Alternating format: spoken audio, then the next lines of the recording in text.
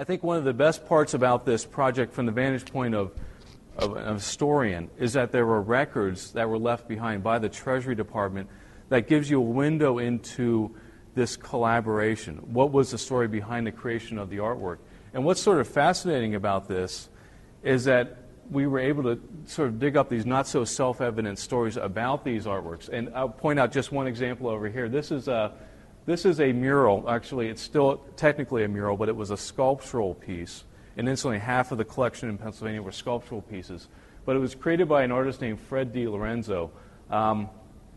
Everyone know where Meyersdale is. I'm sure historic preservation people have to know where that is. It's in Somerset County, I believe, just south of Somerset itself.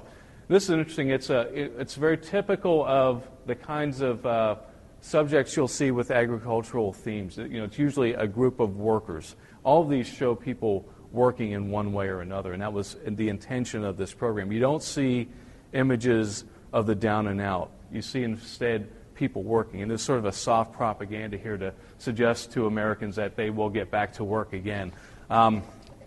This is an interesting piece because it's a plaster relief. He titled it "Harvesters at Rest," and in his first submission, the fellow on the right-hand side who's holding a shovel was shown composed much like this figure over here. So he was leaning on a shovel. And he sent it into the Treasury Department, which promptly rejected it. And the artist was sort of scratching his head as to why.